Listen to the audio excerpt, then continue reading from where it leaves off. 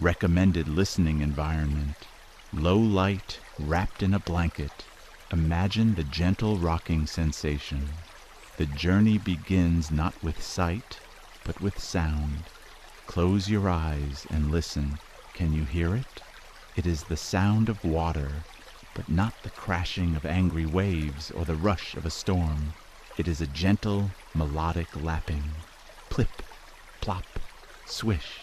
It is the sound of liquid crystal caressing smooth, ancient stones. You are awake, but only just. You are lying on your back, looking up at a sky that is neither day nor night, but a soft, pearl-gray mist that clings to the surface of the world. You are warm, you are dry, you are floating, you are the river guide, and this is your domain. The crystal river, the lifeblood of the Luminous Forest. Slowly you sit up. The wood beneath you creaks softly, a welcoming, familiar sound. This is your raft. It is not a simple collection of logs, but a masterpiece of forest craft. It is carved from the buoyant, silver wood of the ironbark tree, polished smooth by centuries of water until it feels like satin under your fingertips. Run your hand along the edge of the raft now. Feel the texture. Touch. It is cool, solid, and incredibly smooth. There are no splinters here, only the sleek, organic curves of wood that has become one with the water. You reach for your pole. It is long, slender, and lightweight, made from a single stalk of dried sunreed. You dip it silently into the water. The water of the crystal river is unlike any water on earth. It is slightly viscous, heavier than normal water, and clearer than the finest glass. As your pole breaks the surface, ripples spread out, not just disturbing the water, but activating it. Where the water is touched, faint rings of pale blue light expand outward, fading slowly like a dying echo. You push off gently from the mossy bank. The raft detaches from the shore with a whisper of movement. You are free. You are drifting. The sensation of movement is subtle. It is a glide. Friction does not exist here. The current catches your raft, a gentle, invisible hand guiding you downstream. You don't need to steer. The river knows where it is going. Your only job today is to accompany it, to witness it, to be part of the flow. Take a deep breath. Smell. The air here just above the water's surface is different from the canopy above. It is cool and moist. It smells of wet stone, of blooming water lilies, and a crisp, clean scent like mint and ozone. It clears your lungs. It cools your thoughts. As you drift, the mist begins to lift, revealing the banks of the river. The forest here is lush, leaning in to drink from the stream. Giant ferns with fronds as delicate as lace dip their tips into the water. As the water touches them, the tips glow with a soft, pulsing amber light, drinking in the river's energy. You are moving through a canyon of green and blue.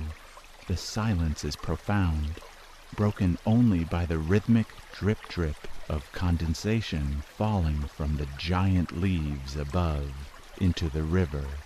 Each drop adds a tiny musical note to the symphony of the morning.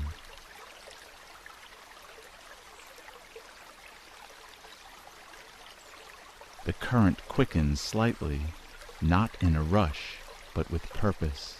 It carries you into a wider section of the river, a place where the water is so clear that the bottom seems to be just inches away, though you know it is deeply profound. Look down into the water. Below the surface, you see them, the glass fins. They are schools of fish that are entirely transparent, save for their skeletons, which look like fine filaments of spun silver. They move in perfect unison, hundreds of them turning as one body. They do not swim frantically. They glide, using the current just as you do. Watch them. Left, right, left, right. Their movement is hypnotic. As they turn, their silver skeletons catch the filtered light from the canopy above, flashing like coins thrown into a fountain. Flash, shimmer, gone. You drift past a cluster of rocks that rise from the riverbed like sleeping giants. These stones are covered in velvet moss, a plant so soft it looks like thick fur. It is a deep, vibrant purple. You steer the raft close enough to reach out. Extend your hand. Brush your fingers against the moss as you pass. Touch. It is incredibly soft, damp, and cool. It yields under your touch, leaving a tiny trail of bioluminescent sparkles on your fingertips that quickly fades. It feels alive, breathing under your hand. Ahead lies the lotus garden. Here the river widens into a calm, glass-like pool. The surface is dotted with massive floating leaves, big enough for a person to curl up on. And resting on these leaves are the star lotuses. They are closed now, sleeping through the day. Their petals are tightly furled cones of pale pink and cream. But even in sleep, they hum, a low, resonant vibration that you can feel through the wood of your raft. Thrum, thrum. Your task here is simple. You are the tender of the flow. You see a drift log that has become stuck between two large lotus leaves, blocking the gentle path of the water. You do not strain. You do not rush. You simply extend your long pole, place the tip against the log, and apply the gentlest pressure. Push. The log shifts. The water catches it. It spins slowly, once, twice, and then floats free, continuing its journey downstream. You have restored the flow, just as you can restore the flow of your own breath.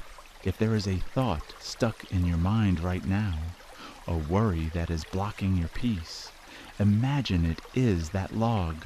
Do not fight it. Do not attack it. Just gently nudge it with your breath. Inhale, nudge, exhale. Let it drift away. Watch it float downstream, getting smaller and smaller until it disappears around the bend. The river handles everything. The river carries everything. You don't have to carry anything right now. The raft holds you. The water holds the raft. You are doubly held.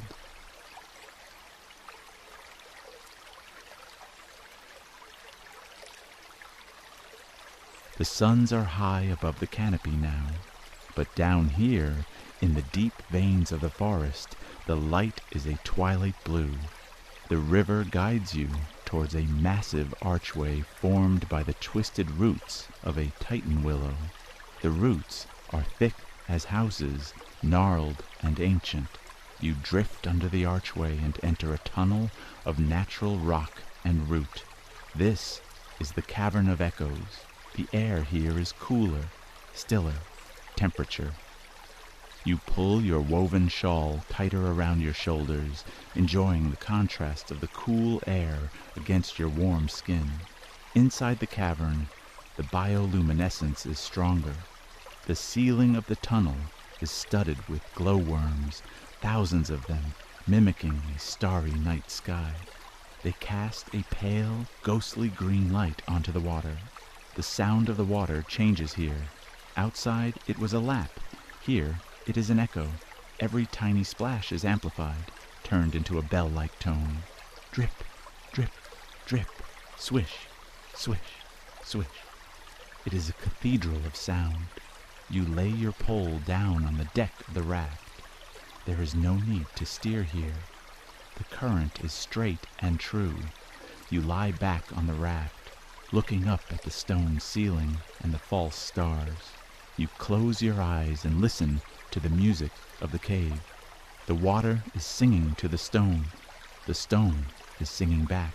It is a lullaby of deep earth. You feel the vibration of the water underneath your spine. The raft is a drum, and the river is playing a slow beat on it. Bump. A gentle nudge against the wall. Spin. A slow rotation in an eddy. Drift, moving forward again. Time behaves differently in the cavern. Minutes stretch into hours, or perhaps hours compress into seconds. There is no schedule. There is nowhere to be. You are simply passing through the mountain, carried by the liquid light. You dip your hand into the water again. It feels thicker here, charged with minerals from the deep earth. It tingles against your palm. You cup a handful and bring it to your lips. Taste. It tastes of cold stone, iron, and sweet moss. It is refreshing, waking up your cells, grounding you in the present moment. As you exit the tunnel, the light changes again. The cool green fades, replaced by the warm golden hues of the late afternoon, filtering through the trees. You have emerged on the other side of the forest.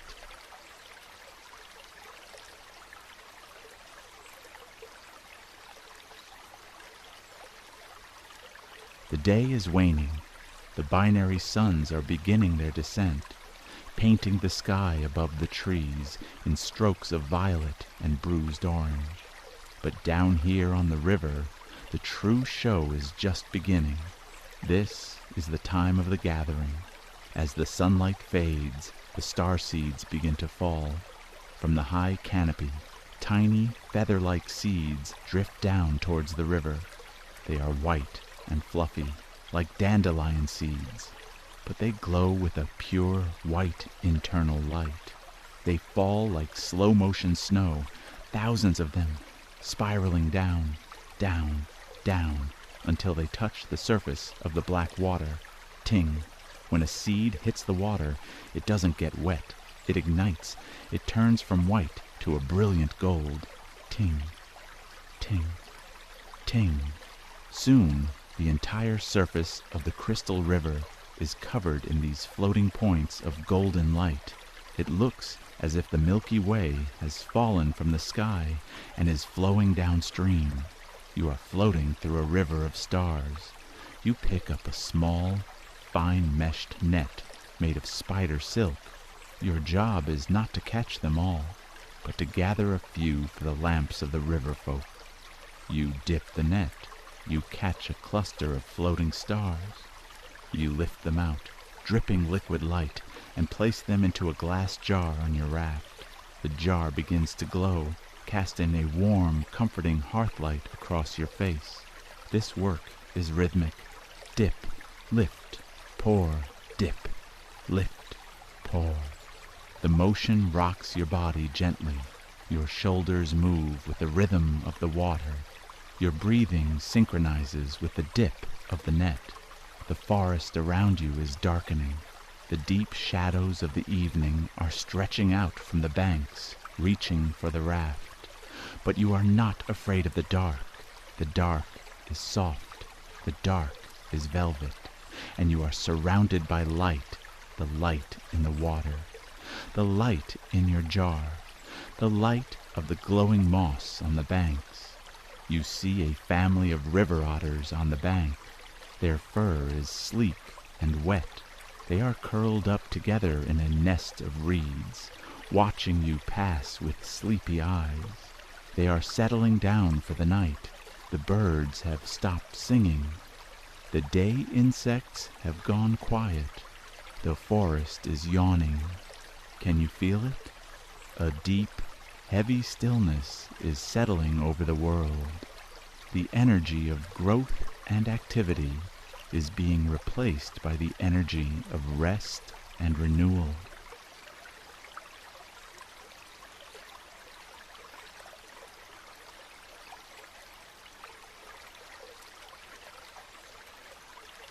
The current slows down.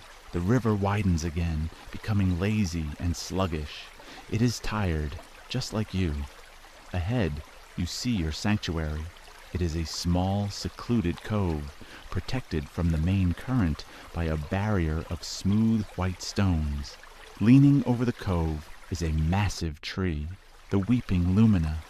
Its branches are long and trailing, dipping into the water like curtains. Its leaves are long ribbons of pale blue light that sway in the gentle breeze. You steer the raft towards the curtain of light. You push through the trailing branches. They brush against your face, soft, cool, like silk ribbons. Touch, and then you are inside. The cove is a secret room.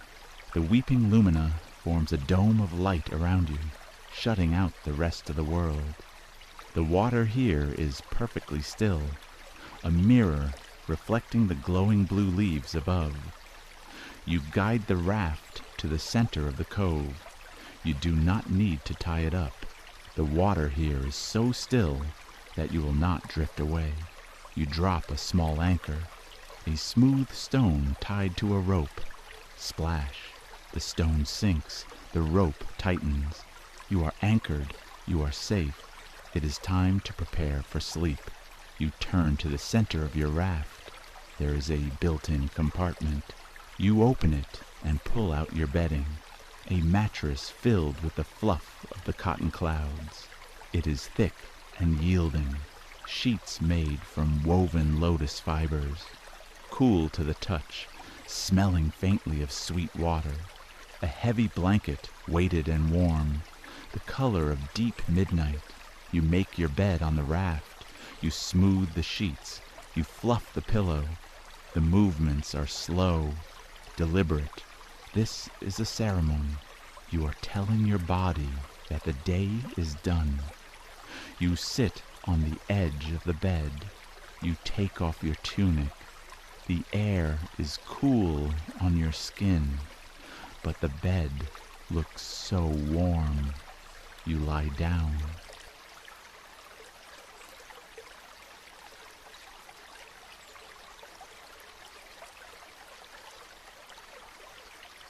Oh, the relief. As your back touches the mattress, a sigh escapes your lips. The raft dips slightly under your weight, then rocks back up. Dip, lift, dip, lift. The movement is barely there, but it is everything. It is the rocking of a cradle. It is the heartbeat of the Mother Ocean. Pull the heavy blanket up. Pull it right up to your chin. Feel its weight pressing you down into the mattress. It pins you safely to the raft. You are a heavy stone, sinking into the soft sand. Look up. Above you, the branches of the weeping lumina form a protective ceiling. The pale blue leaves are glowing softly, pulsing slowly. Fade in, fade out, fade in, fade out. The light is not bright enough to keep you awake. It is a hypnagogic light, a light made of dreams. Listen to the water against the hull of the raft. Lap, lap, lap. It is the most consistent sound in the world. It has been flowing since the beginning of time, and it will flow long after you are asleep. You don't need to hold the world together. The river is doing it for you. Focus on your feet. Imagine the cool water of the river washing over them, taking away the ache of standing. Your feet turn to water. They dissolve into the mattress. Focus on your legs. The current is flowing through your muscles, smoothing out the knots, carrying away the tension. Your legs are heavy, so heavy. Focus on your hands. They are resting on your stomach. They rise and fall with your breath. Rise and fall, like the raft on the water. Your eyes are closing now. The blue light above is becoming a blur. The sounds of the forest are distant, muffled by the curtain of leaves. There is only you, the raft, and the river. You are drifting, not in space, but in consciousness. You are floating downstream, towards the land of dreams. The current is taking you there. You don't need to swim, just need to let go. Let go of the pole, let go of the shore, let go of the day. Drifting, rocking, sleeping. The river protects you. The light watches over you. Deep, cool, silent peace. Sleep now, traveler of the flow. Sleep